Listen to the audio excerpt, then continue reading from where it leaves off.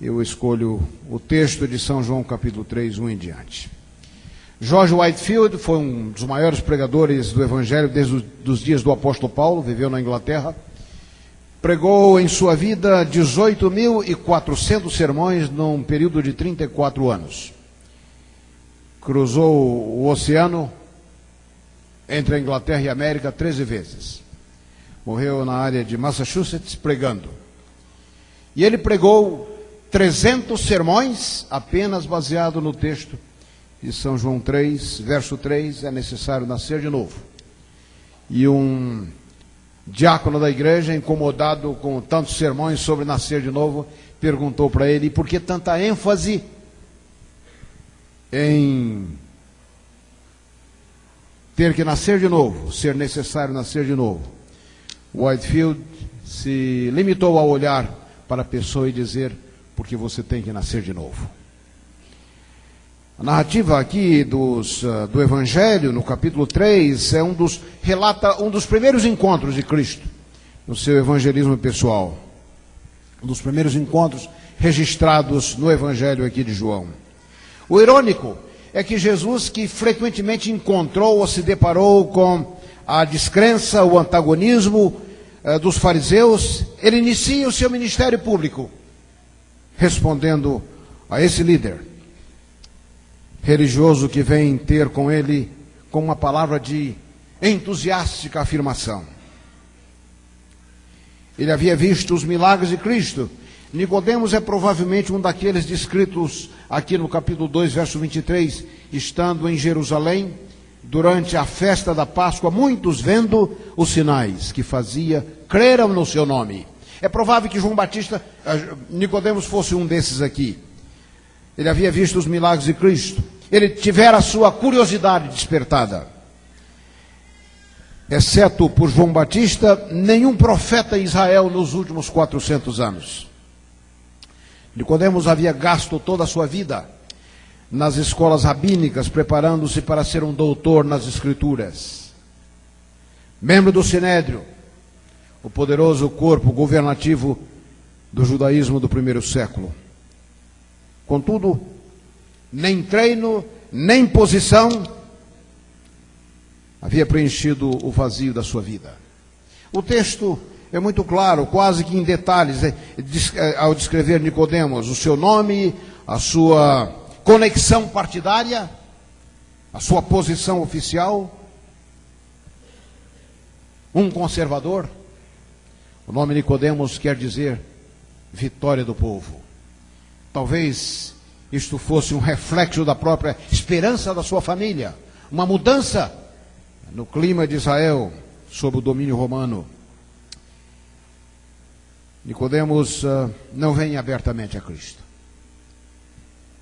Receoso, talvez, de colocar em perigo a sua reputação, ele já sabia da oposição dos altos escalões do judaísmo contra esse novo pregador, e dessa forma ele marca um encontro num lugar distante, retirado. E ele vem sob o véu da noite. Diante de Jesus, ele se sente desarmado. Diante de Cristo, ele se sente aceito. Impressionado pelo magnetismo desse jovem pregador. Há algo nesse homem que o faz sentir-se inferior. E ele é forçado a reconhecer que, embora seja ele quem tenha o título, é Jesus quem tem a autoridade. Rabi. Ele cumprimenta a Cristo. Interessante é que nós não encontramos em Nicodemos nenhum sinal de hostilidade. Ele cumprimenta a Cristo, atribuindo a ele o mais alto tipo de cumprimento que se podia oferecer em Israel. Rabi, nós sabemos, disse ele, nós sabemos que és mestre vindo de Deus, porque ninguém pode fazer os sinais que tu fazes se Deus não for com ele.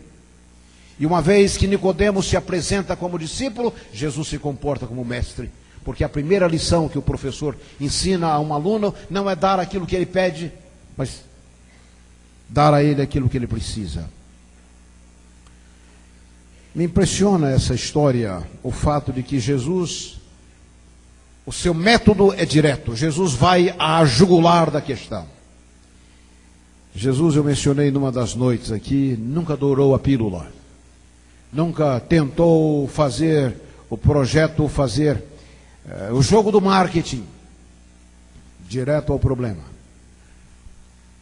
Jesus era capaz, de fato, de ler, de fazer a leitura de uma pessoa muito melhor que o médico é capaz de fazer o diagnóstico ao analisar os sintomas físicos de alguém. Eu fico impressionado porque Jesus deveria, nós esperaríamos que ele interpretasse a visita desse profissional da religião de uma forma positiva. Nós esperaríamos até que ele desse um tipo de resposta que afirmasse a visita do homem. Mas Jesus não lhe dá nenhuma ilusão.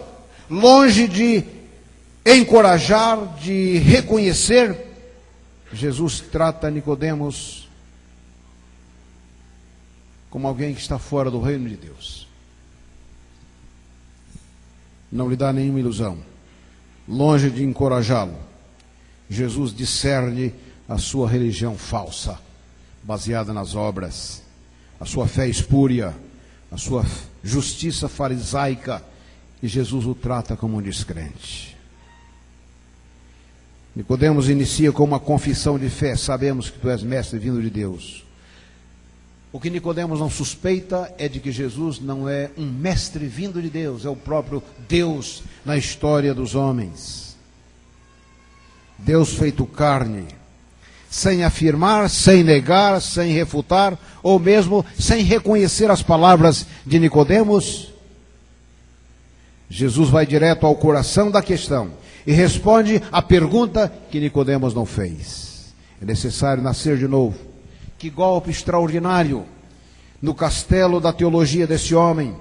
Os fariseus eram os hiperlegalistas. Haviam externalizado a religião. Julgavam que a vida eterna podia ser ganha a partir dos esforços humanos. Jesus o confronta com a futilidade da sua religião. Você tem que nascer de novo, ou nascer de cima. As duas traduções são possíveis no grego. A exigência não podia ser mais severa. E ela surpreende a Nicodemos. Nicodemos teria ficado feliz se Jesus tivesse pedido uma outra coisa dele. Se Jesus tivesse pedido uma obra meritória, uma outra obra meritória, mais difícil talvez. Mas não é isso que ele necessita. Ele não precisa de maior conhecimento. Ele não precisa de uma outra conexão com outro partido religioso. Não é disso que ele precisa. Ele não precisa de uma nova conexão num partido nacional ou eclesiástico, melhor que o partido dos fariseus. O que Jesus lhe pede o deixa em estado de choque. Ao contrário de qualquer outra coisa que você possa produzir. O que Jesus está dizendo é algo inteiramente novo, não encontrado no judaísmo, e que ele, sobretudo, não poderia produzir. E aqui está a questão. Já viram como nós, eu mencionei numa dessas noites aí, nós temos essa extraordinária habilidade em truncar o cristianismo?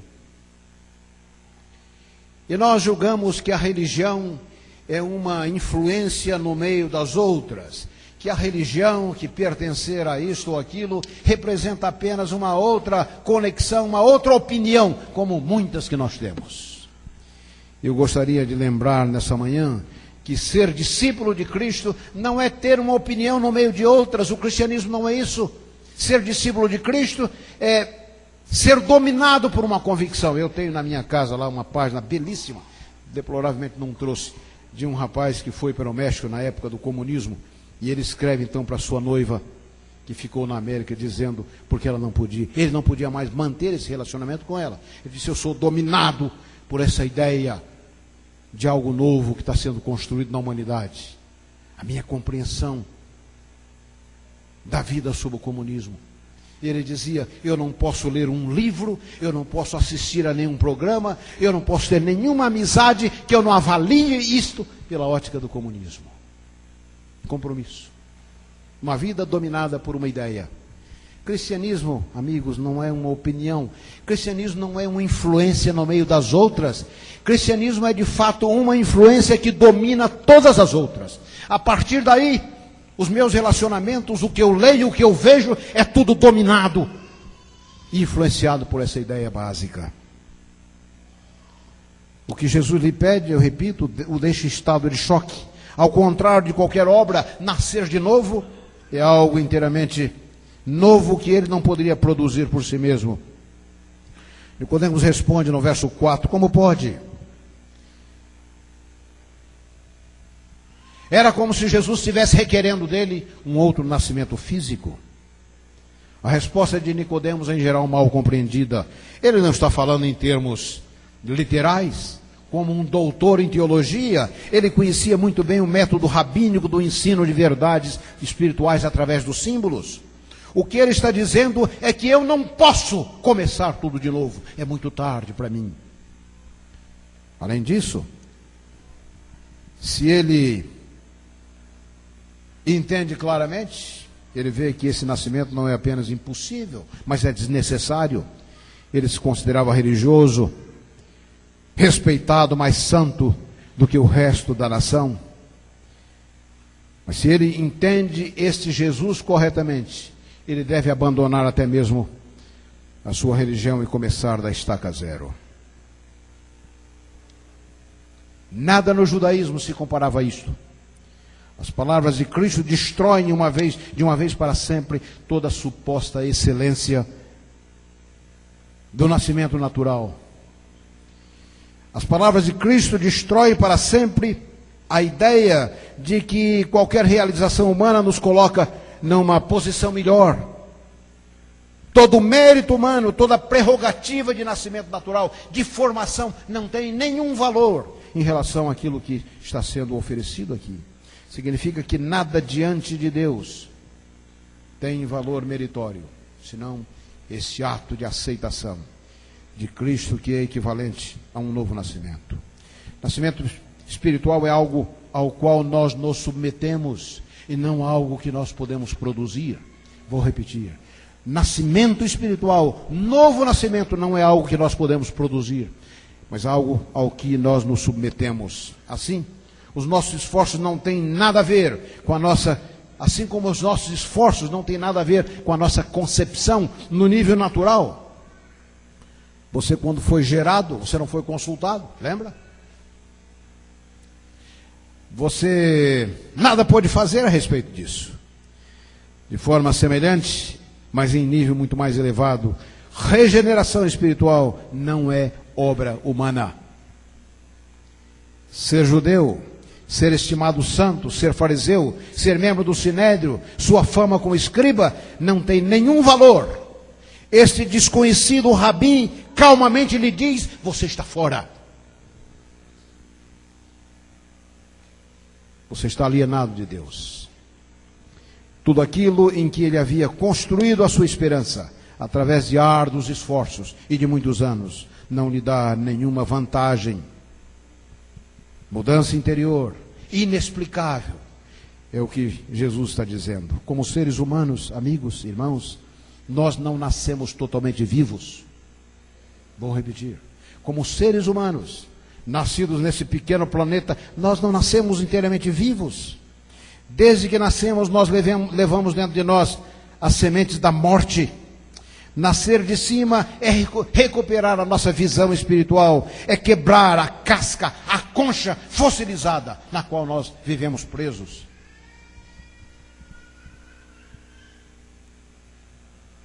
E nos força a ver o nosso pequeno mundo como se toda a realidade fosse essa. A maioria das pessoas no planeta Terra vivem pela realidade dos sentidos. Aquilo que eles veem, tocam, sentem, e eles fazem uma confusão entre realidade e verdade, ou entre verdade e realidade. A verdade transcende a realidade dos sentidos. Esse cavaleiro Dostoiévski, novelista russo, que se converteu num campo de concentração, uma história extraordinária. Dostoiévski não via, preso lá na Sibéria, não via nenhuma forma de se libertar dali, e ele planejou o suicídio. Mas ele planejou o seu suicídio de uma forma diferente. Ele disse: eu vou simular uma fuga e no processo eu serei metralhado e essa agonia, esse inferno terá sido terminada. Quando ele pensava, no dia que ele planejou, ele se assentou debaixo de uma árvore. Alguém veio, um dos presos veio e se assentou do lado dele. E eles não podiam nem conversar, era proibido troca de informações, de conversa. E aquela pessoa apenas escreveu com um graveto, com um pedaço de um ramo de árvore, escreveu que havia alguém, pessoas fora orando por ele. Ele ficou impressionado, pessoas orando por mim. A partir dali, a perspectiva dele mudou. E de fato, em 3 semanas ele estava fora do campo de concentração. Se converteu aí. Então ele explicou a conversão de uma forma muito curiosa. Ele disse: conversão é como um homem que sai de casa para tratar de algum negócio, e ele vai, em algum ponto do caminho, ele resolve voltar. O ato de dar a meia volta, ou a volta completa. Então ele disse: aquilo que estava na direita passa a estar na esquerda, e o que estava na esquerda passa a estar na direita. Percebe? Isso é conversão. Não há explicação para isso. Não há explicação humana para isso. Num momento o Espírito de Deus comunica vida à pessoa e ela começa a ver o que não viu antes. Eu trabalhei com um casal lá em Toronto. A gente tínhamos uma vez por ano um congresso infantil. Uma forma que a gente pensou em atrair pessoas com filhos pequenos, crianças novas, buscando nessa selva da sociedade moderna, como educar os seus filhos. Então a gente tentava prover esse tipo de programa na igreja. E naquele sábado eu pregava sobre educando as crianças, sobre o verso bíblico, ensinar as crianças. E ali estava Paulo e Ana. Paulo era um engenheiro de helicópteros. Vinha à igreja pela primeira vez. Nunca mais deixou a igreja. Eu comecei a dar os estudos bíblicos para ele. Eu ficava impressionado com a atitude, com as reações dele. Ele batia na cabeça: eu não entendo como é que eu não vi antes. Eu não vi antes. Aqui ali na nossa vida, irmãos, a gente bate na cabeça. Eu mencionei na semana passada, e a gente não via, porque estava morto de fato, e o morto não pode ver nada. Como seres humanos, eu repito, nós não nascemos totalmente vivos. Lembre disso, você não está vivo se você não se converteu ainda. Desde que nós nascemos, levamos dentro de nós as sementes da morte. Nascer de cima é recuperar a visão espiritual, é reviver aquilo que morreu lá no Jardim do Éden, eu mencionei na semana passada. Em face da incompreensão de Nicodemos, Jesus reformula o conceito e ele disse: na verdade, eu te digo que aquele que não nascer da água e do Espírito não pode ver o reino de Deus. Para o doutor nas Escrituras, Jesus está fazendo uma clara referência a Gênesis capítulo 1, verso 1 a 3. O novo nascimento significa uma nova criação, criar do nada. Nenhum ato humano, de intervenção humana, criação do nada. Nós vimos o batismo tipifica. O batismo representa 2 coisas: morte para um estilo de vida, renascimento espiritual para uma outra, a vida num outro nível. Jesus explica que para os seres humanos há 2 níveis de existência: o humano e o espiritual. Cada um transmite apenas aquilo que tem, que possui. O que é nascido da carne é carne, ele disse, e o que é nascido do espírito é espírito. A carne transmite apenas a sua fraqueza, a fraqueza da condição humana. O espírito transmite o poder de Deus. E mesmo com as melhores das intenções, observe, mesmo com as melhores das intenções, as aspirações humanas não podem alcançar um nível mais alto do que melhor nível econômico. Tudo que nós podemos alcançar é isso aí: melhor nível econômico, satisfação, talvez, em algum relacionamento, ou talvez glória pessoal, mas operando nesse nível, nós nunca seremos aquilo que Deus planejou que fôssemos. Nenhuma esperança. capítulo 3, 7 e 8, Jesus disse: não vos maravilheis de eu dizer, como o vento, sopra onde quer. Não vemos o vento, mas vemos o seu efeito. Assim é a conversão, assim é esse resultado da nova vida. Conhecimento preciso também não é necessário. Na verdade, você não sabe todos os detalhes sobre como um remédio atua, e você não deixa de tomar remédio. Você não sabe de todos os detalhes do avião, das leis da aerodinâmica, mas você não deixa de viajar num avião. Nós não nos privamos da experiência da conversão, simplesmente porque nós não a entendemos de forma completa. Um milagre, um mistério, não sabemos como ele ocorre. Mas o importante é ver o seu efeito em determinado momento, ou em um processo. Ele, o novo nascimento, explode as nossas velhas categorias, a nossa velha natureza, e nos transforma. Eu tive um aluno lá no curso de teologia, era aqui de São Paulo, vivia fazendo negócios com um veículo, ele enchia de peças, saía vendendo pelo Brasil, ele e a esposa, um alcoólatra. Ele chegou num carnaval em Vitória, entrou, depois de muita sua farra toda, entrou num coma alcoólico, foi levado ao nosso hospital lá em Vitória, nossa clínica. O doutor Daniel começou a atender. A recuperação, o processo de ver que a sua vida quase terminou aí. João Vilas Boas começou a estudar as Escrituras. Não demorou muito, ele foi fazer teologia. 3 meses depois foi fazer teologia, fez o curso dele. E ele foi para a América depois de formado, foi pastor lá, serviu como um pastor num plano especial que a associação fez com ele lá. E ele, depois dele eu o substituí. Ele continuava viajando, e num sábado ele apareceu ali, e eu pensei que a melhor forma de alguma forma, tratar o Vilas Boas era permitir que ele pregasse. E ele pregou naquele sábado. Ele veio, de fato, com seu terno, gravata. Você não notava nada errado nele, mas a uma certa altura do sermão ele tirou o seu paletó, e por debaixo estava uma camisa toda rasgada, manchada, suja, que a gente não via. Então ele dizia: isto é o que eu fui. O que eu fui, mas não sou mais.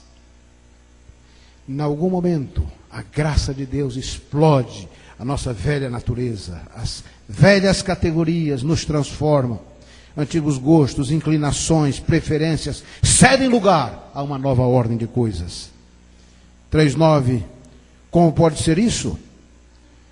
Como a maioria de nós, Nicodemos, não entende que Jesus não está pedindo, note bem, Jesus não está pedindo o impossível. Jesus está oferecendo o inimaginável. Conversão, queridos irmãos, amigos, jovens, conversão não é o que Deus pede, é aquilo que Ele oferece. Alguns pensam que é aquilo que eles vão produzir. Oh, claro, você tem que se submeter, você tem que permitir, você tem que aceitar o presente, mas não há nenhum mérito nisso. Não é o que Deus exige, é aquilo que Ele oferece. Para nascer, nós sempre dependemos dos outros, não é verdade? Nicodemos não podia entender porque ele estava preso na armadilha da sua própria religião. Assim como é difícil para o materialista entender a vida acima do nível da matéria, é muito difícil ao legalista ver a religião, ver relacionamento com Deus fora dos termos, das categorias, das regras. Verso 9 registra as últimas palavras de Nicodemos no texto, nesse encontro noturno. Daí para frente, é Jesus quem domina toda a conversa. Nicodemos escuta em silêncio. Gentilmente, Jesus repreende a sua incredulidade, a sua religião superficial, a sua ignorância das Escrituras. Nicodemos havia iniciado dizendo: nós sabemos. Jesus demonstra que ele não sabe. E passa a partilhar a segurança das suas convicções. 3,16, o mais belo verso das Escrituras que aparece nesse contexto, porque Deus amou o mundo de tal maneira que deu o seu Filho unigênito. 3,17, Jesus explica a missão do Filho. O Filho de Deus não foi enviado para condenar o mundo, mas para salvar. Irmãos, se Deus quisesse nos condenar, Ele não precisava fazer nada, absolutamente nada. Todo mundo já está com a sentença sobre a sua cabeça. 3,14, Jesus refere-se à misteriosa referência como Moisés levantou a serpente no deserto. Números 21, 4 a 9. Você conhece a história? A raça humana separou-se de Deus, tornou-se vítima da morte espiritual, separando-se de Deus.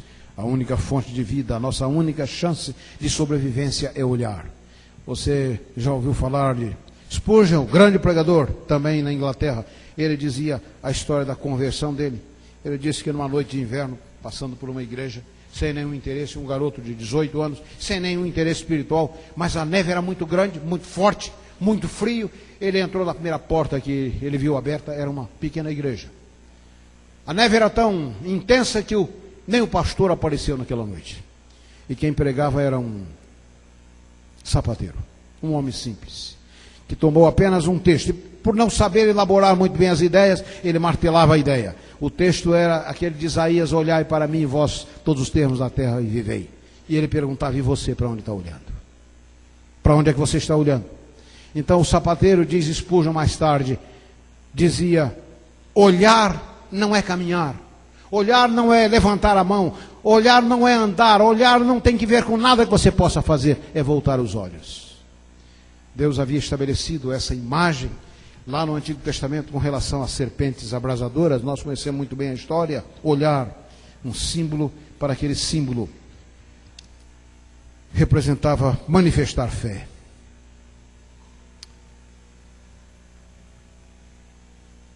Nicodemos é o inquieto intelectual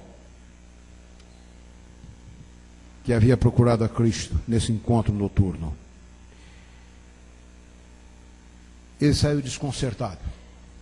Saiu daquele encontro marcado para sempre pela desconcertante mensagem de Cristo. Mas seria necessário algum tempo para ele reagir, como é possível para alguns de vocês que estão aqui há algum tempo. Nicodemos, não, a história dele não foi um nascimento rápido, mas um parto demorado. Ele poderia ter se tornado naquela mesma noite um filho do reino, poderia ter se tornado um servo do Evangelho, mas ele continuou ainda permanecendo como servo da sua religião farisaica. Nicodemos é o discípulo da noite, como muitos de nós que desejam ser discípulos de Cristo sem parecer um discípulo. Como muitos de nós. Ele deseja ser um discípulo sem parecer um discípulo. Ele duvida não por falta de convicção, mas por falta de coragem. Receoso do que aquilo que os outros vão dizer. Já viram estes? Pai, mãe, amigos, o que vão dizer? Lembra do apóstolo Paulo? Quando eu ouvi a voz de Cristo, não consultei carne nem sangue. Nem carne nem sangue. Não busquei saber deles. Nicodemos teme o compromisso. Ele deseja nascer de novo, mas sente que é difícil quebrar a concha fossilizada em que ele vive. Ele corre o risco de permanecer entre o grupo dos indecisos. Contudo, 3 anos depois, 3 anos mais tarde, quando o Sinédrio decide livrar-se do revolucionário pregador, Nicodemos arrisca-se numa defesa em favor de Jesus. São João capítulo 7, versos 50 a 52, você se lembra da história? Nicodemos se levanta no Sinédrio e diz: mas e a nossa lei costuma condenar um homem sem antes ouvi-lo? Quando ele já não podia correr da sua consciência, ele se declara um discípulo de Cristo, mas Jesus nessa altura já fora crucificado. São João capítulo 19, 38 a 42. ele e José de Arimateia retiram da cruz, pedem permissão para retirar da cruz o corpo inerte de Cristo. A luz daquele encontro secreto haveria de brilhar sobre a cruz do Calvário, relembrando a Nicodemos a enigmática referência à serpente do deserto, levantada para a salvação, e aquele que olhar viverá. Levantado entre os céus e a terra, feito maldição, feito pecado por nós. 2 Coríntios capítulo 5, verso 21, o meu texto preferido. Aquele que não conheceu o pecado, foi feito pecado por nós. Levantado entre os céus e a terra para salvar homens e mulheres. Profundamente comovido, Nicodemos se ergue afinal pelo seu crucificado mestre, no momento em que os próprios discípulos haviam fugido, horrorizados e em descrença. Desafiado, ele passa agora a desafiar os seus antigos líderes e colegas. Nicodemos é o discípulo da última hora, solicita o corpo de Cristo, e num tributo final, aquele a quem ele havia seguido à distância, ele cobre de perfume as feridas que a sua própria covardia havia ajudado a abrir. E ali, em face da morte, a realidade que lhe custara tanta relutância em aceitar, tinha feito finalmente dele uma nova pessoa. Queridos irmãos da igreja de Moema, eu gostaria de relembrar a você: ser discípulo de Cristo não é ter uma opinião a respeito de Cristo. Não é meramente ser membro da igreja. Ser discípulo de Cristo é estar aonde Cristo está. Isso que ele disse em São João: porque aonde eu estou, aí está o meu discípulo. O requerimento do novo nascimento é universal. Universal. É o ensino básico. Se nós não entendermos isto, tudo mais será obscuro. Vou repetir. Se você não entender a doutrina do novo nascimento, se você não entender o requerimento universal do novo nascimento, tudo mais na vida cristã será confuso para você. Não há substituto. Esse é um outro aspecto. Nenhum serviço, nenhum tempo, nenhuma filiação religiosa, nenhuma posição, nenhum cargo. Não é tradição. Tem que nascer de novo. Jesus nos confronta com algo revolucionário. É necessário nascer de novo. O que nasce da carne é carne, o que nasce do Espírito é Espírito.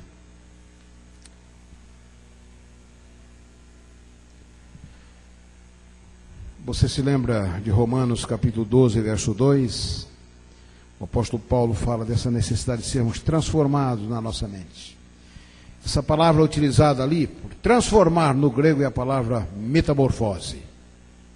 Mudança da forma. Metamorfose. Essa é a palavra que os biólogos usam para descrever a mudança de uma lagarta, de um ser ugly, feio, que rasteja, e que pode ser transformado numa joia alada, uma borboleta. E se a gente não soubesse melhor, não faríamos nenhuma relação entre uma coisa e outra. Tal é o caráter radical da mudança, tão completa, que a menos que a gente soubesse, nunca suspeitaríamos ou reconheceríamos que é a mesma vida. Novo nascimento não é o que Deus requer, é aquilo que Ele oferece a você. E eu repito aquilo que disse várias vezes: Deus nos oferece graça para recomeçar. Eu contei aqui numa das noites que lá na Flórida, traduzindo para Mark Finley, uma noite lá foi batizado um cavaleiro chamado Roberto Alvarez. Roberto Alvarez era membro do Estado-Maior de Castro, lá em Cuba. Um ateu que se regozijava de mandar comportores e pastores para a prisão. Esse cavaleiro, desencantado com o governo de Castro, resolveu fugir para Miami. E lá numa das ruas de Miami, sem dinheiro, sem poder falar a língua, desnutrido, ele é encontrado por um garoto que era filho de um pastor adventista, que reconheceu o homem, a dignidade dele, e o levou para sua casa. E o seu pai o acolheu, sua família o acolheu, começou a dar os estudos bíblicos para ele. Roberto Alvarez foi depois transferido para receber estudos bíblicos de um outro pastor adventista, que foi esse que naquela noite o batizou. E eu mencionei, esse cavaleiro havia passado 4 anos numa prisão lá de Cuba, mandado por esse juiz. E nessa noite o batizava. Mark Finney escreveu depois um artigo intitulado The Tale of the Two Judges, a história dos 2 juízes, porque lá, do outro lado, na Ucrânia, no outro lado do mundo, um outro juiz, Peter Monard, foi convidado por um comportor para assistir à reunião, essa noite ainda, enviada pelo satélite para mais de 105 países do mundo. E lá na Ucrânia, uma pequena igreja adventista estava passando essa cena. E esse juiz, lá presente, ficou impressionado e disse: eu quero me tornar membro da sua igreja. Esse é o poder do Evangelho. Não subestime o poder do Evangelho. Aquilo que ele pode fazer por você, fazer de você um novo homem, uma nova mulher, um novo jovem, uma nova jovem, com uma visão completamente diferente da vida. Eu queria convidar você a experimentar, reexperimentar talvez, em alguns casos, quando nos tornamos fossilizados, de quando em quando eu tenho que orar: Senhor, cria em mim esse espírito novo, me liberta dessa concha na qual muitas vezes vivemos, fossilizados. Novo ser, uma nova criatura, experimentando a vida num outro nível. Deus abençoe você.